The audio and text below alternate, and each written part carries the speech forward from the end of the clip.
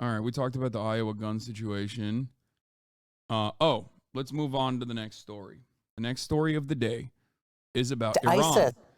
So yesterday I covered the explosion in Iran at the Qasem Soleimani memorial at a cemetery in Iran. And there was speculation as to who was responsible for it. There were plenty of, weirdly enough, well, not weirdly enough, but diaspora Iranians that live outside of Iran, that rushed, the monarchist diaspora Iranians, that rushed to claim that it was Iran doing it to itself, a false flag, if you will. It's not really that weird if you are familiar with the politics of Iranians and diaspora and how reactionary they can get. Okay, especially ones that don't have any more remaining family members in Iran. Oh my God, the less family members they have in Iran, the more the more reactionary they are. Iran blamed Israel and the U.S. as well.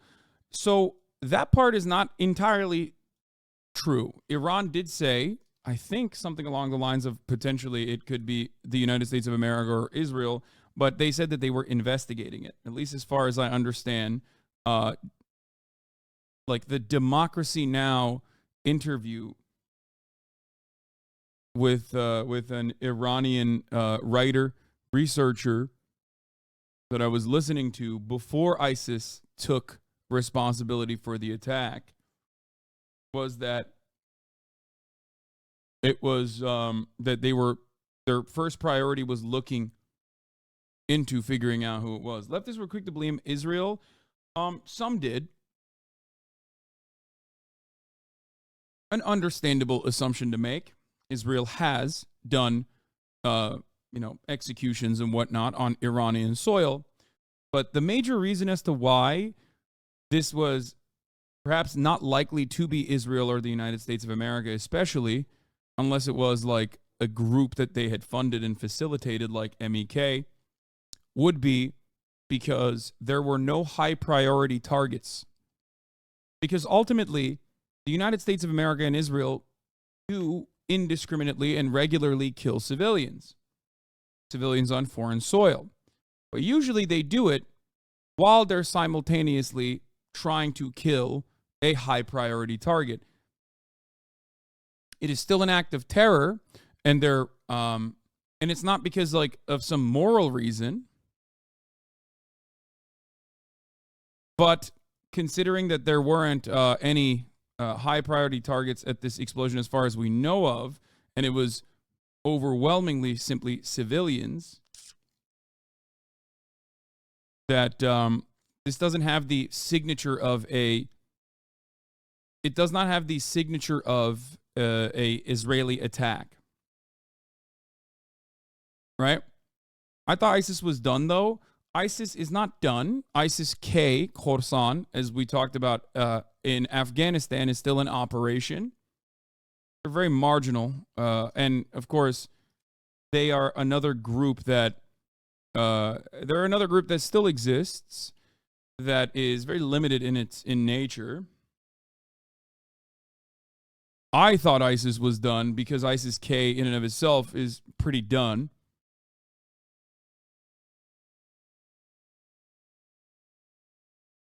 And isn't ISIS working for America? I mean, who knows? But yes, that is one group that is definitely anti-Qasem Soleimani.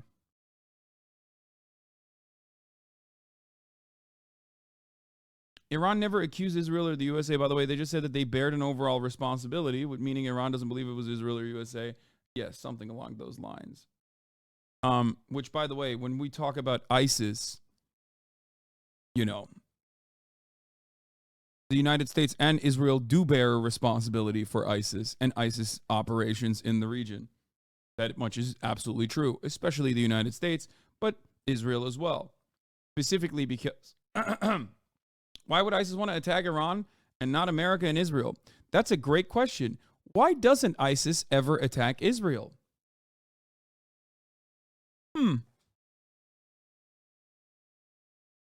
ISIS-style groups do operate in neighboring countries, such as Syria, for example. Why is it that they never attack Israel? It's just something to think about. I don't know.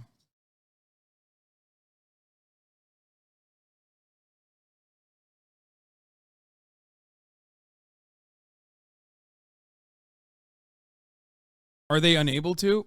No, my friend. They definitely have the ability to. If they can blow up bombs in Iran, why wouldn't they be able to blow up bombs inside of inside of Israel?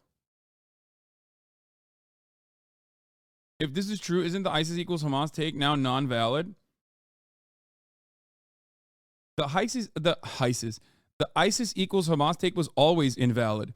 If anything, it was pure projection, much like many of the things that the Hasbara fools regularly pop off with. ISIS is closer to Israel in its operations and also in its credo, its major mission, than it is close to Hamas as a militant group.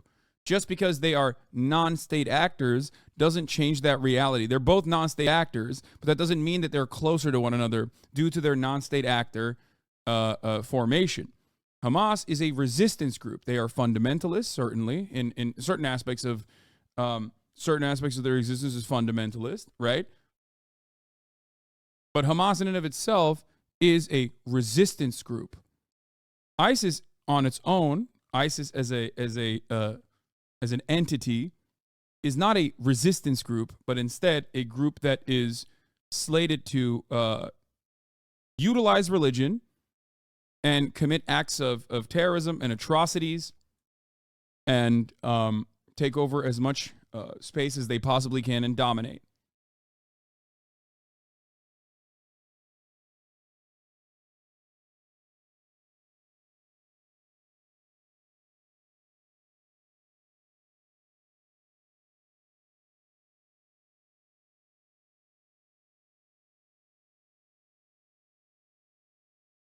So, let's continue. This is claiming responsibility for those twin blasts in southern Iran yesterday that claimed dozens of lives. Word of that comes as the UN Security Council issued a statement condemning the attack. Let's bring in journalist Iris Mackler. She is tracking this unfolding story for us from Jerusalem. Iris, what more can you tell us about this? ISIS attacking a pretty politically strong Islamic State is weird. This is not an attack against Occident. Seems that they're only seeking for blood without political motivation. You're also wrong. ISIS almost exclusively attacks Islamic states. What do you mean? Also, it's Shia. They attacked a Shia state. It's like their favorite type of people to kill if they can ever get away with it.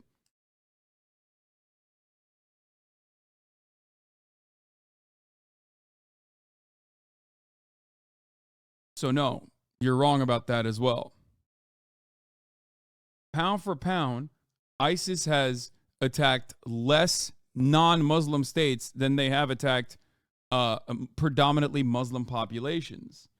It is ridiculous to claim that ISIS is like first and foremost preoccupied with killing like non-Muslim actors in the region. They do kill non-Muslims, or what they consider to be non-Muslims, which happen to usually be Arabs or other like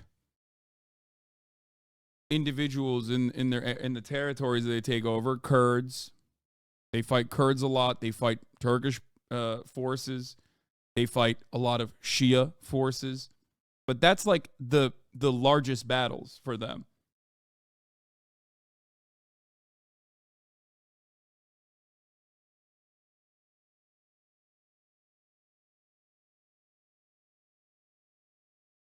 ISIS is Sunni, not Shia. Calling Shia Muslim Pepega? Really? Shias are not Muslim? What are we doing here? ISIS also kills Yazidis? Yes. What's going on in the chat right now? But anyway, look. This was a Newsweek article that is a good article. I've brought this up before. Israeli Defense Minister Moshe Ya'alon attends a conference in Tel Aviv where he said the words, I prefer ISIS to Iran on our borders. What did he mean by this? He was talking about a time when al-Nusra had taken over territory in Syria and had actual border control between the Israeli occupied territories in Syria, the Golan Heights, and Syria proper. Israel has also given medical aid to ISIS-style militant groups. Israeli think tank, don't destroy ISIS is a useful tool against Iran, Hezbollah, Syria. I think this was a Salon article from Ben. UN report, Israel in regular contact with Syrian rebels, including ISIS. Members of ISIS and Nusra Front also have been treated in Israeli hospitals. A report submitted to the United Nations Security Council by UN observers in the Golan Heights over the past 18 months. Here, this is what I was talking about. Where they had a field hospital that they operated for, specifically for ISIS militants. Citing the UN report, Haaretz noted that there have been several instances detailed in the report that shows close ties between Syrian armed rebels and the Israeli army. According to the UN report, a person wounded on the 15th of September was taken by armed members of the opposition across the ceasefire line, where he was transferred to a civilian ambulance escorted by an IDF vehicle. The Yarmouk Valley is run by ISIS and left alone by Israel. This is a testament to the complex, cynical, and calculated machinations of actors in this conflict. They have a enemy of my enemy is my friend type attitude towards ISIS.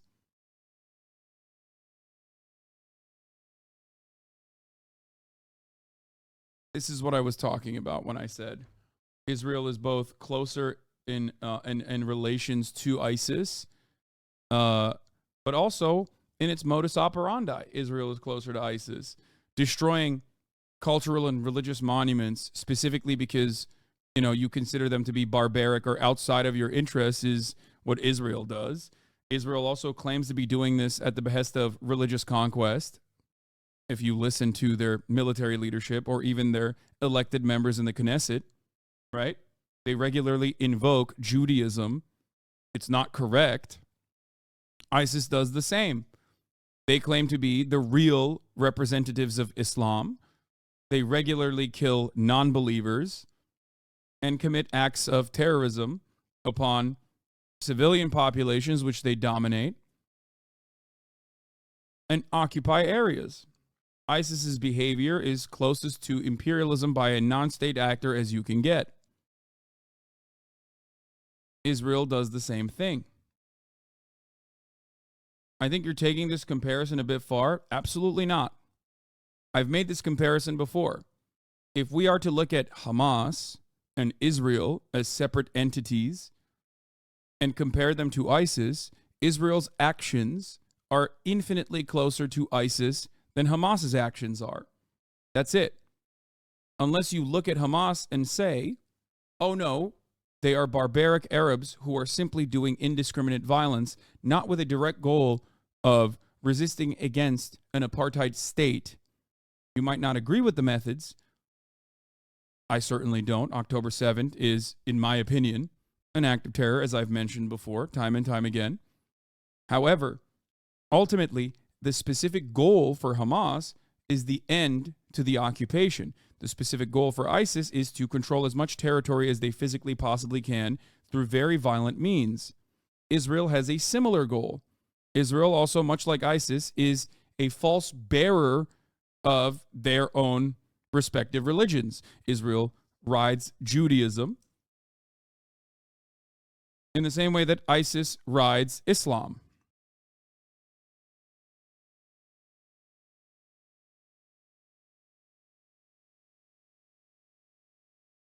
What was Hamas's plan after October 7th then? This was described many, many, many times over, I think. Hostage release, possible development of a port inside of Gaza. This was very clearly laid out. Given the 1 to 1,000 ratio of prisoner exchanges that has happened in the past, their goal was to take hostages and immediately engage in a hostage negotiation where there would be a mutual exchange of prisoners of war. That was the goal. they very openly revealed their plans. It was not a secret.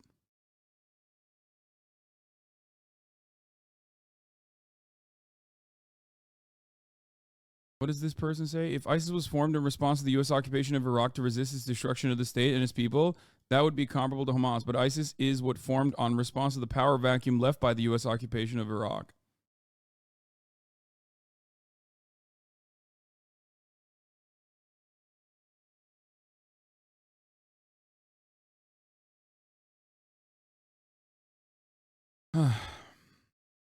Anyway.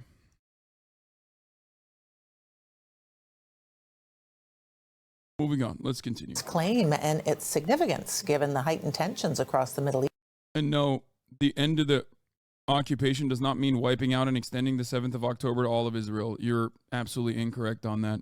Just like the end of the apartheid did not mean death and destruction to South Africa, just like the end of the French colonial, French colony of Algeria did not mean that, you know,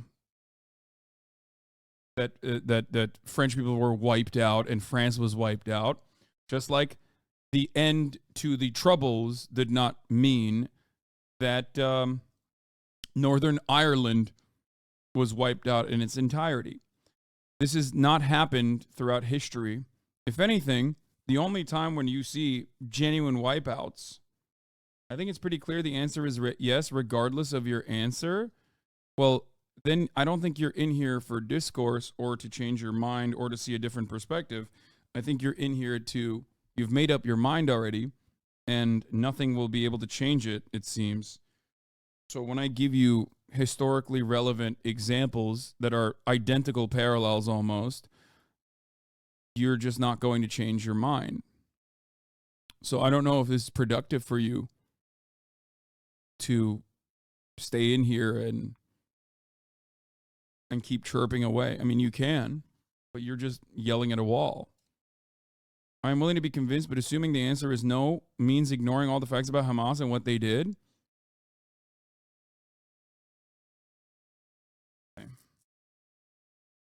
I don't think you're willing to be convinced because I just gave you I gave you multiple historical examples.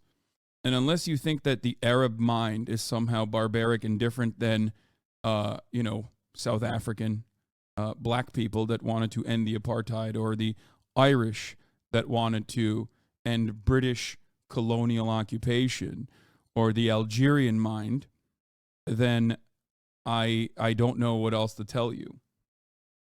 There would be no Hamas without the Israeli occupation and apartheid. It would just simply not exist.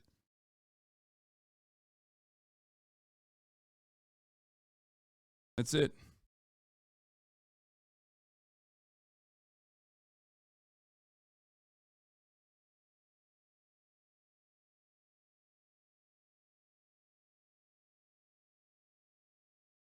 Why don't you link your YouTube without wasting effort repeating? Yes, you can go and watch many of the YouTube videos that I've made on this matter if you would like to learn more. Least right now. We heard within the last hour that there was a statement issued by ISIS, by the Islamic State, and it said that it had carried out this attack. It spoke in disparaging terms about the Shia. Just a reminder, Iran is ruled by the Shia Ayatollahs. ISIS, the Islamic State, is a Sunni group. No love lost there, and that's what we have at the moment. Yesterday we were discussing who it might be when there was no claim. Was it internal enemies, Kurds, other groups, Arab groups in the south of the country who are opposed to the Iranian rule? Was it the Islamic State?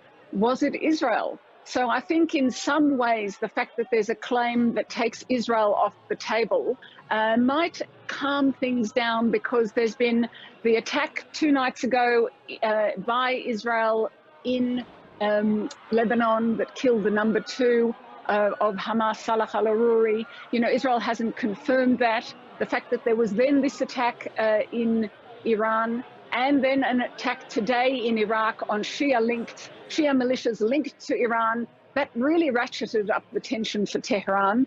And as you know, when when there's tension for Tehran, there's tension for the entire region. So in a counterintuitive way, knowing that this was an attack by Islamic State might actually calm things slightly because it takes away that uncertainty and it takes Israel out of that picture. Yeah. So ultimately,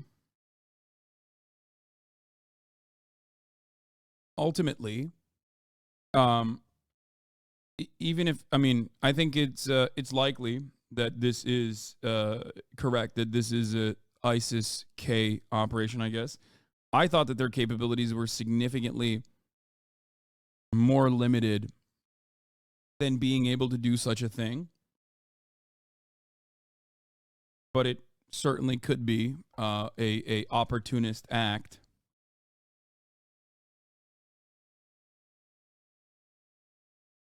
By ISIS-K, rather than this being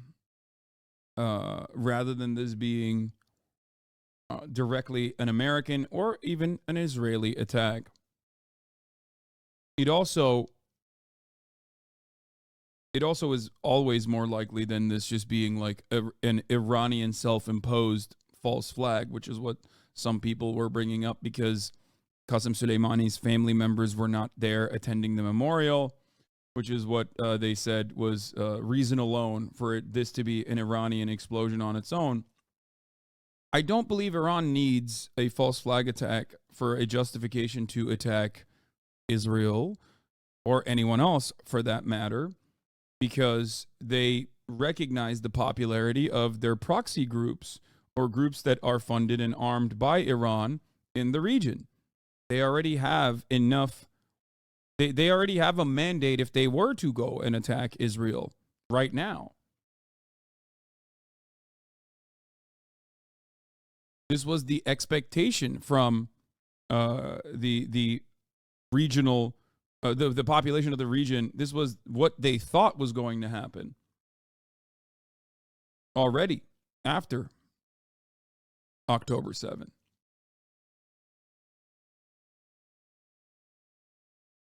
Given their known collaboration with Israel, is it reasonable to suspect that ISIS could have been assisted in this by Israel just as some other groups have assisted in acts by the CIA? Maybe. Could be. Ultimately, you have to look at who stands to gain. Yeah, ISIS-K is the one in Afghanistan, chatters. Ultimately, you look at who stands to gain the most. But this is pure speculation. Yes. Ima Bear is right. This is pure speculation.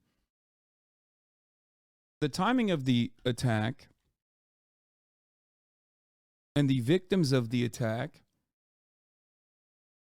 are very different than Israel's signature, though. Israel has conducted operations and has conducted assassinations both on Iranian soil and of Iranian nationals in the region. They've killed nuclear scientists. They've killed top-ranking military officials. Israel, however, seemingly is trying to expand the war a little bit, or basically looking at how the regional actors will react, like the regional adversaries will react to them expanding on the conflict. This much is a certainty, in Lebanon at least.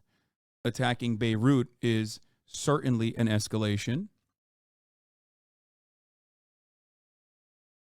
I've seen people say ISIS never attacks Israel, try to imply ISIS are Mossad lackeys. I mean, it is true. ISIS does not attack Israel, as far as I know. And yes, Israel has worked with ISIS in the past. So that part is not incorrect.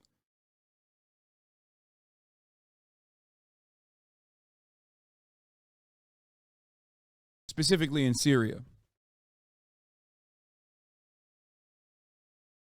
How has/will Lebanon respond to the Beirut incident? So, overall, ISIS has claimed a small number of attacks against Israel over the years, and earlier today, ISIS's Al-Furqan media released an audio statement calling on people to attack Jews and Israelis wherever they find them as a response to the Gazan war. ISIS's Al-Furqan media.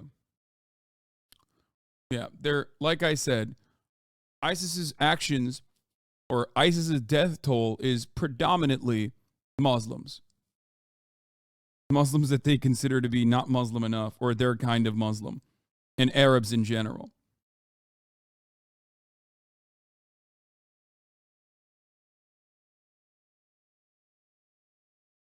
That part is true. The United States is also, by proxy of Turkey, by using Turkey and even directly facilitating exfiltrations, has worked with ISIS as well.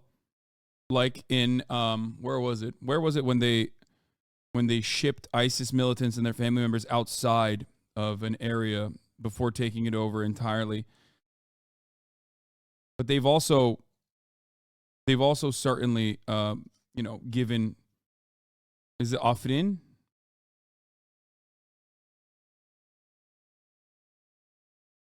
I think it was.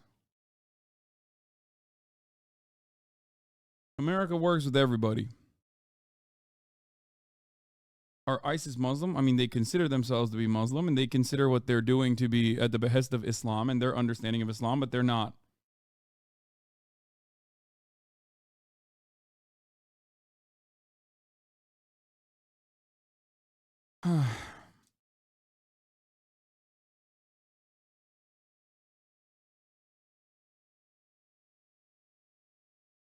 Yeah, this was the Haaretz report.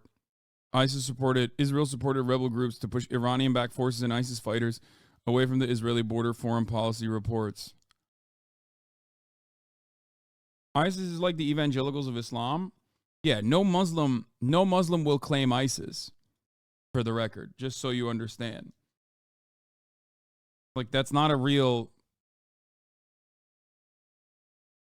They're not real Muslims. They just use Islam as to claim what they're doing is to represent true Islam, but it's not correct at all.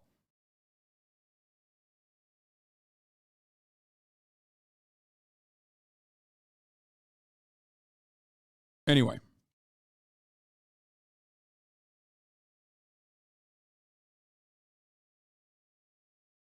You look good in a suit even if you're wearing shorts under the table. I'm not wearing shorts under the table.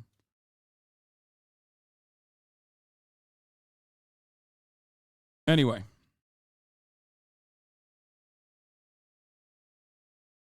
That's it on the update for Iran.